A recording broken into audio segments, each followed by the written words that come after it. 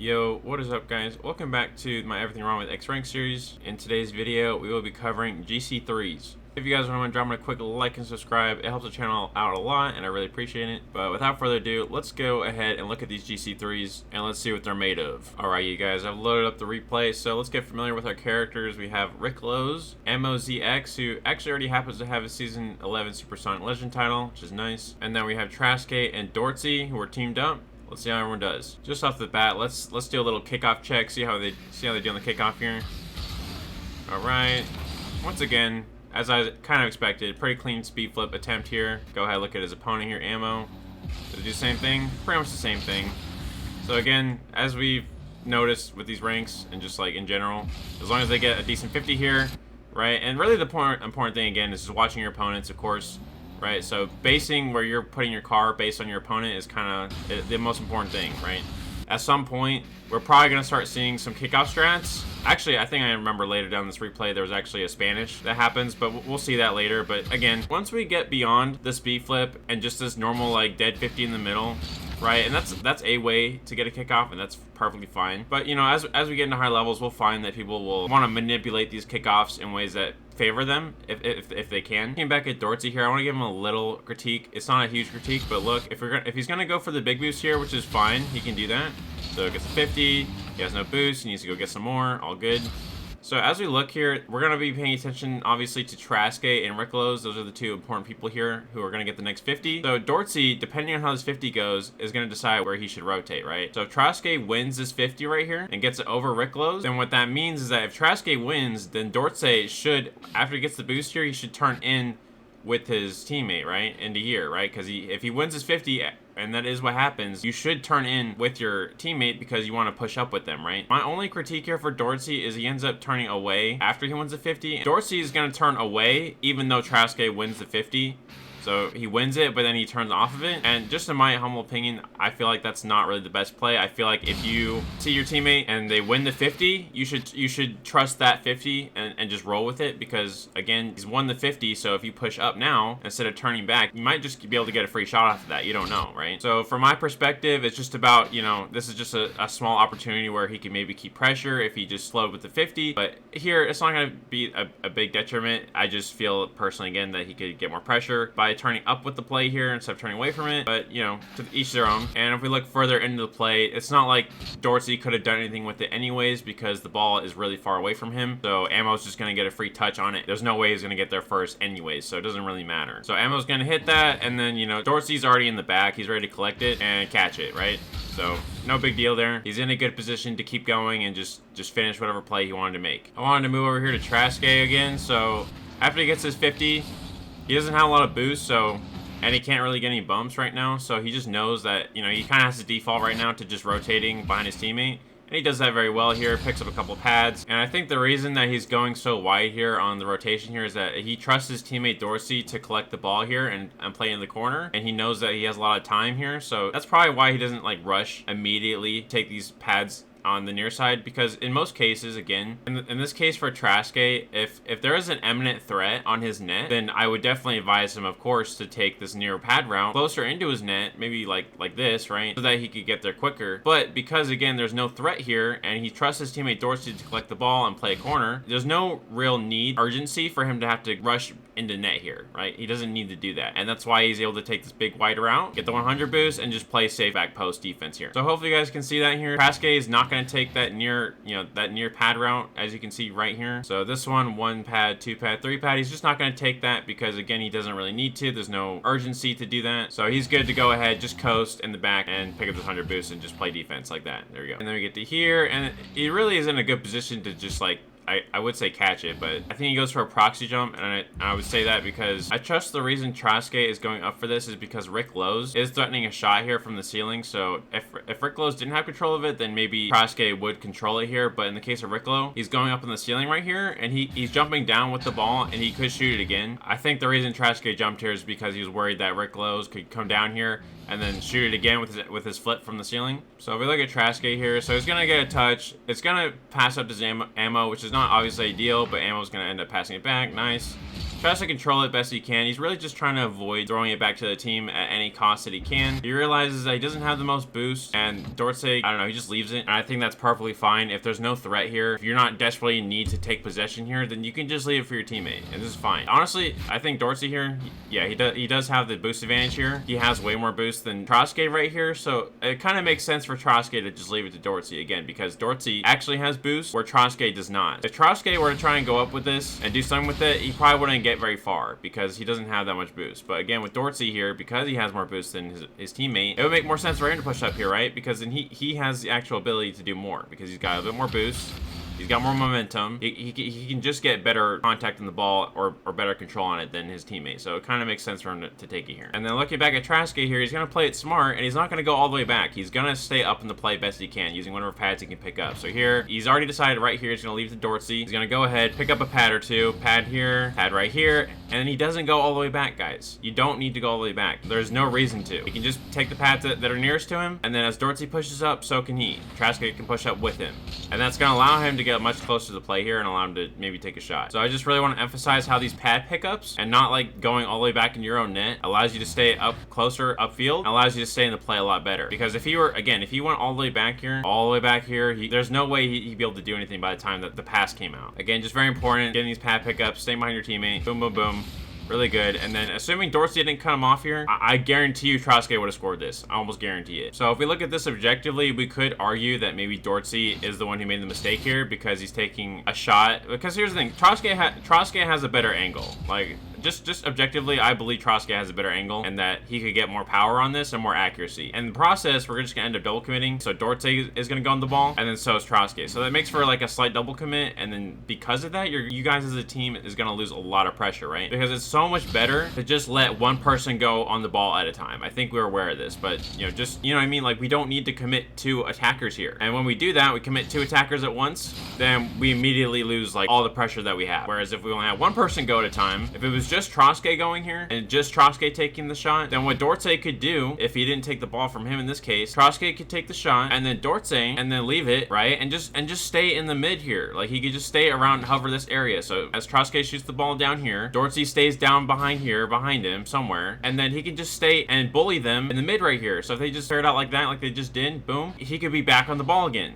and then we can keep that pressure. So I hope you guys can kind of see what I'm saying. So if we can take turns putting shots down on net as a team, then we keep a lot more pressure than if we just both try and shoot at the same time, and then we both have to rotate at the same time. Because here's the thing, you cannot do 2 things at once. You cannot rotate while also shooting the ball. It is not possible. So in this scenario, we want to have one shooter and one rotator. So in this case, Trotsky, in my opinion, would be the shooter, and then Dorsey would be the rotator. And then the way you keep pressure, guys, is that you switch roles each one. So as Trotsky shoots here, after he shoots, he becomes the rotator, and then after the shooter shoots and the rotator rotates, the rotator now becomes the shooter, and the shooter now becomes the rotator. Trotsky shoots, Dorsey rotates behind him, and then once Dorsey comes back around and say he shoots it, so he shoots, Dorsey shoots, and then while Dorsey's trying to shoot, Trotsky is going to rotate behind Dorsey as he's shooting. And then after Dorsey shoots, Trotsky becomes the new shooter, and then Dorsey becomes the new rotator. And then you just go back and forth over and over again until either someone gives up possession or you guys score. All right, I want to move back here to Dorsey. I just want you guys to look again. I want you guys to notice and see how Dorsey rotates so that he can stay as close to the play as he possibly can, but also covering his net. So here, Dorsey's going to go up, take a cheeky pass opportunity or shot, whatever that was, just trying to push it up, boom. And then he's going to take the half rotation here on the half line of the midfield here, boom, boom, boom. So if we look from a higher POV of Dorsey here, I want you guys to see like how close he's able to stick to the play, just in general. So boom, boom, here. Okay, he's trying to like stay close in proximity relative to Rick, Trotsky, and the ball. He's trying to like stay around this quarter right here, where all 3 of them are. So, or by 3 I mean Trotsky, Rick Lowe's in the ball. So again, if we look, Dorsey, he's gonna stay in the mid, boom, boom, boom, good, good, good. You see how he's gonna turn into this quarter right here? So boom, into here, goes a little bit wider. I'll just go ahead and let you guys watch it.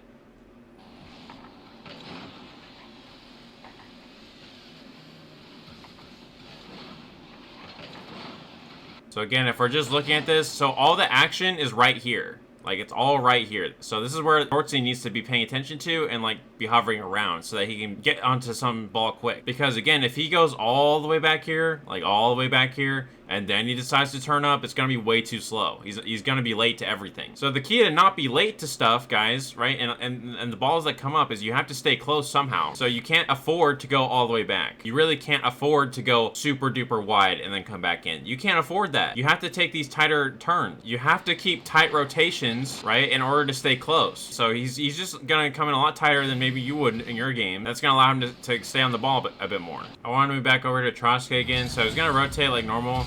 Come around. By the way, getting some really good pad pickups again. Pad here, 1 pad, 2 pad, 3 pad, good 3 pads, and then he's gonna stay close. But what I want to show is this right here. So he's trying to play both. He's trying to play both as the option as a defender, but he's also trying to stay just close enough so that he can also be an attacker at the same time. It's kind of weird. This is his breaking point right here, where he decides, okay, either I'm gonna go all the way back or I'm gonna stay up with the play. He's putting himself in a good position here to decide where he could do both. If Ammo here decides to just boom it for whatever reason and boom it way past Dorsey, Trotsky is just far enough back to where he could collect it, but Trotsky is also close enough to where even if he doesn't bang it, he could just turn back in and stay close to the play, if that makes sense. Like basically he gets to here, he knows that the 50 is going to be good basically once he gets to back here. So if he saw a sign right here saying, oh yeah, I need to go all the way back, Ammo's about to bang it, he's in a good position to save it. But once he sees that there is no threat of a bang, he's still in a close enough position where he could just turn in and then be ready for anything. In order to play these high levels, you have to be able to do both. You need a position like as if you're about to get scored on, but also position where you could score on them in the next 2 seconds. Like you could do either one. You could do, you know, save the big bang coming on your net, or you could just as easily turn in and the next second score a goal. So this is just a really good example of showing like playing for the best case scenario, but also really the worst case scenario. Because Trotsky is gonna move in here like until proven otherwise that he needs to rotate all the way back. But in his mind as he's rotating here, he's just thinking, okay, I'm gonna position for the worst case scenario. And the worst case scenario right here is if Dorsey gets a bad touch and then Ammo puts down a bang, or Rick or any one of them puts down a bang on net and he needs to go back to save it. So he's positioning in mind as he's rotating in mind of what the worst thing could happen is. And if he sees proof that the worst thing is yet to come or isn't going to happen yet, then he can decide, okay, now I'm going to turn in. Now I'm going to turn in and help you, right? But until he sees proof of that he doesn't need to be all the way back there, then he's not going to turn in. Again, there's a possibility, there's a threat of a bang coming on net, so he needs to be ready for it. So he gets to this point and you realize, okay, Dorsey is going to get another good touch here, and Ammo isn't quite challenging it, so that shows him he can push up here. But he pushes up, and then he's in a perfect position to shoot this. And actually, this is really good. He actually throws Ricklow's off, and he really almost scores it, right? But you know, the point was he got a defender out of position here. He baited him out with a high shot. I assume here that Ricklow's just assumes that Trotsky is going to shoot it on net here, but he isn't prepared for this high shot to get around him. So basically he gets to here, he thinks, oh, he's just going to shoot it on net, right? I can push it a little closer, but then he ends up putting it up high, and then Rick ends up completely whiffing the ball. I mean, that gets a defender out. That's really good. I want to move back here to Dorsey. So Dorsey, he's going to play again for the bang here, which is smart. So Ammo's going to go for the bang. He's going to position for it, right? And then he has just enough free space for him to get actually a decent pass up to his teammate, like that. But the point I want to make here is that these passes are only good if they make it to your teammate first. So whatever pass you throw down, if it does not reach your teammate before the other opponents, then it's a bad pass. So as long as you get a good pass to where, like, you know for a fact that your teammate is going to reach it first, gives it the criteria of a good pass. But a bad pass is a pass that will reach blue team first before orange team. So we look from Trotsky's POV, Dorsey again from the passing angle here, boom, like that. To determine if this pass was good or bad is just all dependent on who gets to the ball first. So if Ricklows gets to the ball first, then more than likely it was a bad pass. But if the ball gets to Trotsky first, then it's probably a good pass. My point here is that any pass that you put down, it needs to be heavily in the favor of your teammate, because you don't want to be putting down a ball that's more in favor to your opponents than your teammate, because that kind of defeats the purpose of a pass. So if we just look here again, let it play out. Dorsey passes it up. Trotsky is right there. It's just good enough to where Ricklows isn't quite ready to get it. He ends up whiffing it, and you know, Trotsky is going to end up collecting possession here, which is nice. And that's kind of what you want, is you want a pass that's going to bait a defender out, but also give it to your teammate. I want to look back at Dorsey again. So I want to say that this is, in my opinion, this is like pretty bad. Like, in my opinion, this would be a mistake right here. Like, he basically just passed it to Rick. So if we look at Rick's POV right here, tries to play it out, but then that plays perfectly down to Rick. And in 99% of cases, that would end up in putting your teammate in a 1v1 or 2v1, and I really wouldn't condone that. However, Dorsey does make up for it, and I'll show you guys how here again, how he does it. He gets to here, he wants to challenge, that's all good. So again, the problem here is throws the ball away. Again, normally would be really bad, and that is bad in my opinion. But the only reason he's able to make up for it is that he gets down quick and he gets the ball off of Rick. Again, he's already identified the mistake. Now from here, he's just trying to make up for it. Throws it down to the opponents. He's like, oh shit, that's really bad. That's not good. I need to get it off of him. Because again, the idea here is you don't want to leave your teammate in those bad positions, and he knows that. He is trying to be helpful here to his teammate. It is not his intention here to just pass it to them. Obviously, we know that. And he's able to identify this quickly and be like, that is not good. If I do not do something about this ball right now, I'm going to put my teammate in a terrible position. So his first, like literally immediately after he throws that ball down, he knows he messed up. And he's like, oh, no. I need to get back down. I need to go. I need to get that ball off of him immediately. Because that's a huge threat, and that's going to put your teammate in a bad position if you just let Rick dribble on him, right? So once again, does a really good job identifying his mistake, and then playing to the best of his ability to get it off of him, and then that's going to be a huge W for his team. And not only that, he ends up actually passing it down to Troske, which is nice. Troske is going to end up collecting possession off that. I just want to look at Ammo here real quick. So Ammo, he's going to do a really good job pushing in here, and then blocking off Troske's air dribble. Boom, boom, boom. Really good stuff. Really good block right there. Here's the thing. He's just trying to cover for his teammate right here. So he knows that Rick is rotating behind him. It's Ammo's job here to basically not give Troske free possession, right? Because Troske, believe it or not, he's solid. So he can air dribble this across the entire field. Like that. See? He could easily go the whole way if he wanted to. Ammo knows this. He's going to end up going ahead, crossing over, and then blocking him like this. Boom. Double jump aerial. He's basically also trying to read what direction he's going in. So he notices that Troske is leaning more to his left and that he's air dribbling to his left side. So he's going to try and match that with him, and then he's going to go ahead here, go up, get high as quick as he can using whatever fast aerial mechanics he has at his disposal. So here, fast aerial, boom, boom, boom, gets high as he can, as quick as he can, and he's going to end up getting a nice block there, and then Troske is not going to get free pressure off of that. And that just makes for a really good transition for Rick and Ammo to start their next push. I wanted to move back to Dorsey here. So Troske goes for this air dribble attempt. He's going to get blocked by Ammo. And then by this point, Dorsey, he's going to stay close. He's going to stay very close to Rick here to try and cut off any possible angles he could get. And he's going to couple 50s, 50 again, cover the net, and then Rick is going to end up blocking it. So Rick is pushing the ball up. Rick 50s Dorsey a couple times. Pretty much got it past him all the way, but unfortunately Rick is just right there in the middle and ends up blocking Ammo's shot, which is really unfortunate. But looking back at Dorsey, I do want to say, I think he did a really good job here staying close and covering his net. So I just want to show from like a higher POV. Normally, a lot of people, I think, would turn much wider here. They get to here, and then they would go all the way back post like this. Like all the way over here. But I think the issue with that maybe in this position, if you went all the way back post back here, you would give Rick a lot of time to either flick it up over you on the backboard here, or if you weren't quick enough or you gave him too much space, he could just dribble it super quick into the bottom left here and then maybe beat you there. I just think Dorsey did a good job here, staying close, defending his net. Again, he's just trying to cut off these angles right here, because the closest angle that they can score at is this bottom left portion of the net right here. So if he can just cover this little area right around here, like just this bit right here, then he should be good to go. So I'm gonna go ahead, let that play out again. Let's watch Dorsey see how he does his rotation here to defend. Boom, boom, stays nice and close, takes the boost, cuts back in, gets a couple 50s.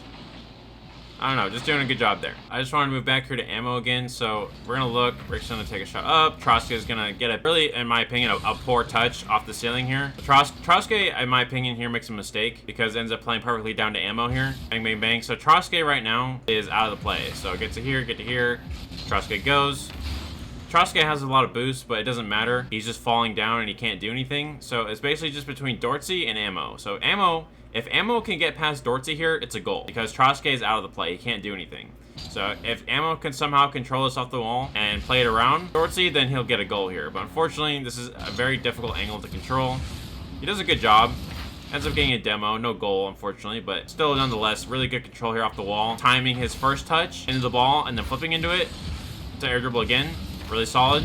Very good. Unfortunately, no goal there, though. It does, however, apply a lot of pressure, and that's a good thing. So Rick can maybe follow up and do something with it. I just wanted to move over here to Rick. So Rick does a really great job covering the shot angle from Dorsey, just like that. So covering that shot angle so that Ammo doesn't have to worry as much. And he comes down. And then I want you guys to look at his spacing here. He has really good spacing with his teammate. He's like, again, it's just that concept of like, you want to be just close enough to where if something bad happened, you could react to it, but also close enough to where you could also take a shot off your teammate if you needed to, right? So this part right here where he's just able to stay kind of close to his teammate, that's something I definitely am trying to get better at, like just being able to keep a close distance to my teammate to where I could be helpful, but also not so far that, you know, I would put my whole team in a bad spot. So here again, playing very close. Nice. And then he only turns off and goes away when he needs to. So unfortunately, Dortze here, he's gonna read the bang here. He's gonna go for a bang sidewall, and unfortunately, again, Trotsky is not gonna quite read it. He's gonna end up playing himself out, and then Ammo's gonna get the punish. So once again, Ammo, he's gonna get a really simple goal. Just again, this is all that matters. Like again, these guys have been playing for what, 2 minutes and 30 seconds. All it took to score is just like some good pressure, and you bait out a mistake like that, you're gonna get a goal. It really doesn't have to be anything too fancy. After the kickoff, I want to move to Dortze again. So Dortze, he's gonna cheat up. He's right on the ball. That's gonna give some good. Oh my god. Okay, as I was saying before, so Trotsky gets the clean 50 in the middle. It dies in the middle, and then Dorsey is immediately on the ball. He does a great job cheating up here. He's able to get possession right away off of that. Clean 50, and then that's going to allow Dorsey to get a good start here, starting pushing their opponents, and then he ends up, starts wave dashing on the wall. Bang, bang, bang, bang, bang, bang, bang, bang. Bang, showing off why he's good at the game, bro. All right, I mean, that's just good. I don't care what anyone says. That's just good gameplay. Bang, bang. Gets it here on the wall. He's like, I want to get there quick, but boost, I need to save some boost also. So at the same time, bang, right? He's not using a lot of boost. He's getting a lot of speed by doing that. So he's managing boost, and he's also gaining a lot of speed on the wall just by getting a ton of clean wall dashes in a row. Bang, bang, bang, bang, bang. Just like that. We're looking good. That's some good movement mechanics right there. Okay, I really like the wall dash stuff, but look at this. This is like another really, like, I mean, it might just be a controller thing, so rest in peace KBM players, but like, this is so good. But look at what Rick Lowe's does. Rick Lowe's is gonna go ahead and take the ball here, right? Bang. He's controlling it, he's behind it. And then look at that. See, he looks down. He looks down to see his opponent. Boom. And then he times it 50. Yes! Yes, that is so good. It's perfect. I wish more people would do this. I really wish more people would do this. I love this. Stays behind the ball again. Uses his stick. Looks down. See, dude, you guys don't understand. Like, you see how that gives him such a better, like, idea of the distance between him and the ball? Because, again, if his camera angle was like this, like that, you know what I mean? He can't see his opponent. He literally has no flipping clue of how fast how fast the opponent's coming towards him or when he's gonna 50. He has no idea. When he does this, like that, now you have a much better idea of when that 50 is gonna start or end, and you know what your opponent is doing. So once again, this is why I say use your freaking camera, bro. Use your flipping camera, because then you can do that. All right, so I'm gonna move here to Ammo here. So Rick Lowe's gonna get his 50, and then Ammo's gonna go ahead here, take a very nice pop up to the wall, little redirect. He's gonna end up making orange team double commit, which I definitely, obviously, I would obviously never opt for a double commit if we can avoid it, obviously, but I mean, look, it's a threatening shot. It is. And Trotsky can't really see his teammate right now. Like, his teammate's not really in his vision. He was probably just going up because he didn't see him, you know, but obviously, I think if I was playing for orange here, I would just say, because they're teamed up, you know, and maybe if they're calming, you know, then just call it out, like, you know, that you're gonna go on it, because, you know, obviously I don't like it when we double commit too much if we can avoid it. Again, it's nothing really bad happens here at the end anyways. I'm just saying, we get to here, if someone can call that, you know, just saying, hey, I got it, or, you know, whatever, that's obviously gonna help. I know you guys in your games probably aren't gonna communicate that as well, so this is the thing, guys, is that you solo queue, this is kind of the risk that you're taking, is that, you know, if you don't see your teammate like Trotsky does, like this, you know, and depending on what level of trust you have with them, you guys might just end up double committing just because of simple miscommunication. Now, again, like I said here, nothing really too bad happens off of this. Like, we're still pretty big chilling, but it's just small stuff like that. Moving back to Dortze's, taking some good control of the ball here, throws it himself on the wall. He doesn't want to throw it away yet. He knows he's low boost. The opponents may or may not know he's low boost, but they probably don't. Even if he does have low boost, Dortzy's still putting up a threat here of like, hey, I could go on this ball whenever I want to, right? He's just letting his opponents know, like, hey, I'm on this ball. If you go for this, I'm going to beat you. He's just kind of utilizing that threat of like, hey, I could get a touch on the ball at any time that I want, and he can abuse that so that he can keep the ball a bit longer. and you know, force the opponents to rotate back and keep it. So here he keeps the ball. They don't challenge him, and then he gets, you know, he's able to push the ball up like that.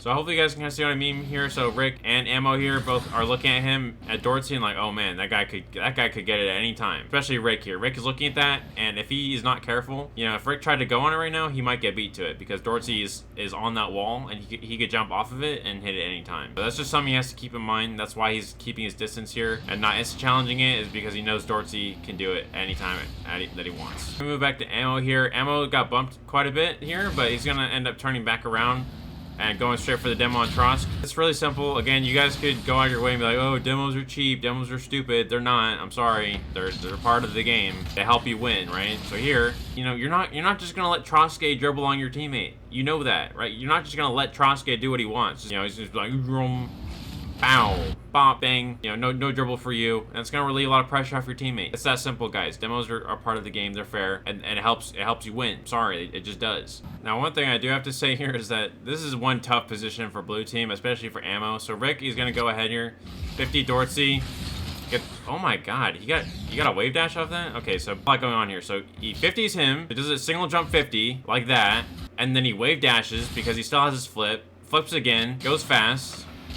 Tries his best to block the ball. So again, Ammo's on the ground. He's still here. He got boost. He's in the back. Now this is just tough because Rick does get a 50, but he doesn't win it by like a significant amount. And because Trosk has like such significant momentum coming through this 50 right here, so boom, he respawns, gets to here. 50's Rick lows. So not only does he win that 50, basically, but that's basically a win on the 50. Trosk is coming through this 50 with so much momentum that he can just speed into Ammo and threaten a demo like that. And then because, again, look back at Ammo, you know, by the time that Ammo is able to react to just about anything, by the time that 50s happen, Trosk is already on top of him trying to bump him. So he has to like avoid the bump and then also try and block a double tap. Like, it was just never gonna happen. I'm sorry. So just like as a recap, so Rick lows, again, goes for a single jump wave dash 50, which is kind of advanced for me. Bang. And then Trosk, like I said, wins the 50 and also goes for a bump attempt at the same time, which is great. Puts Ammo under immense pressure, and then by that point, Ammo's kind of chalked up, and Dorsey's just got a free double. Bang. Moving back to Trosk here. So this is what I was talking about, guys, with the kickoff strategies from at the beginning of the video, is that yes, we do have that typical speed flip and the ball just dies in the middle type of kickoff, but here in these higher ranks, I don't know if it's just a higher rank thing, but I noticed that in GC3 and SSL that Spanish has become significantly more common. So we're gonna watch here. Trosk, he's gonna take the normal power route he normally would take to do his 50. He's gonna leave it and then go for Ammo. Gets a demo, and that's gonna leave the ball open for Dorsey here. So he makes it look like he's gonna go and cheat. He takes a soft cheat, doesn't really cheat at all, basically. Trosk goes around the ball, gets a demo, and then assuming that Dorsey puts any type of shot down on net here, it's just a free ball. It's simply a free ball because the last defender, in this case Ammo, he's gone, so Ammo's dead, and then because Ricklows has already committed to a ball, that means that both players are committed or gone. But this guy's literally gone, he's just dead, and then this guy is literally in mid-flip animation, so he can't recover out of this after Dorsey hits it. So it's literally just a free shot. If Dorsey puts this down right now, bang, down on net, it's a free ball because there's no way this guy's gonna respawn in time from the demo to save it, and this guy's already committed to the hit, and he can't recover out of it. So I mean, if you guys have the coordination and you teach yourself how to do the Spanish, you could probably end up getting some free goals out of it. I don't know, right? But I just noticed that here in GC3 and SSL that Spanish has become a lot more common, and I can kind of see why. It's really effective because you already know what the other team is thinking. You already know what their strategy is. You know, everyone knows what the cheat up strategy is. No, everyone knows what that is. So you know, if you end up mixing it up and throwing a Spanish in there, it can really throw the other team off. So that's why I was saying with the kickoff strategies, like how those get implemented at these higher levels. You know, because everyone kind of knows what everyone's thinking or what everyone's playstyle is. So you can kind of predict that and then make adjustments off of that to bait them into you know, giving me free possession. And while Dorsey maybe didn't score the initial open off this first touch, it's still just close enough to him for him to get the free open anyways, even if he didn't shoot it right away. So in essence, guys, this Spanish kickoff worked just as intended. They literally left the net completely open, and it's a free ball.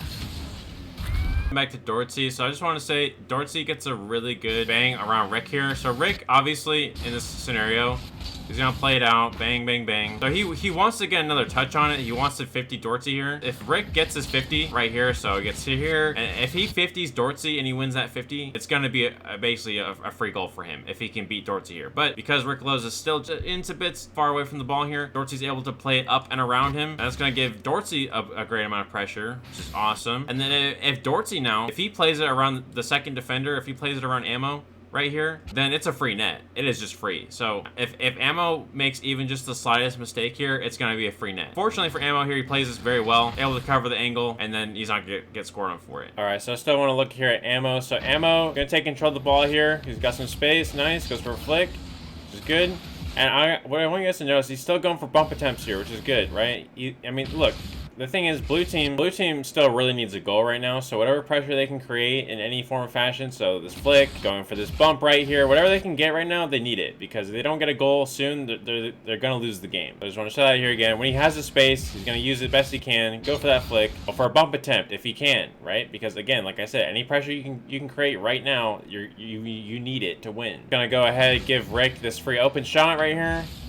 Unfortunately, not the best shot, so it's going to end up passing down to Trotsky. Now, despite Trotsky getting possession here, Ammo's going to go ahead cut this guy off right here. Not only does he cut him off, so he's going to cut off to 50 right here, bang. Able to get his boost again, which is perfect. This is why that dude's good, because Trotsky, again, he's going to throw the ball away a bit.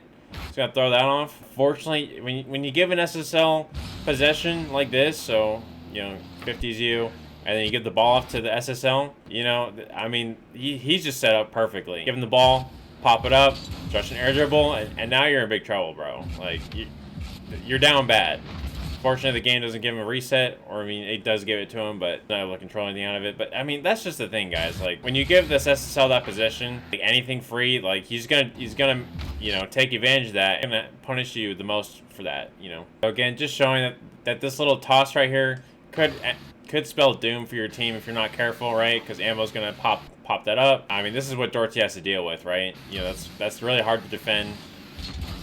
Does get a clean touch there though, and he actually ends up controlling over Rick, and this is just an open net. So even though Trotsky makes a mistake, Dortzy plays some very solid defense here. He's able to cover this reset attempt, and even gets over Rick, and there you go.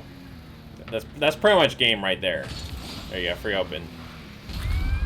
But anyways, here guys, so to end off the game, Ammo's going to take a poor 50 here, unfortunately. Right here, bang, and then it's just over Rick's head, and it's just in.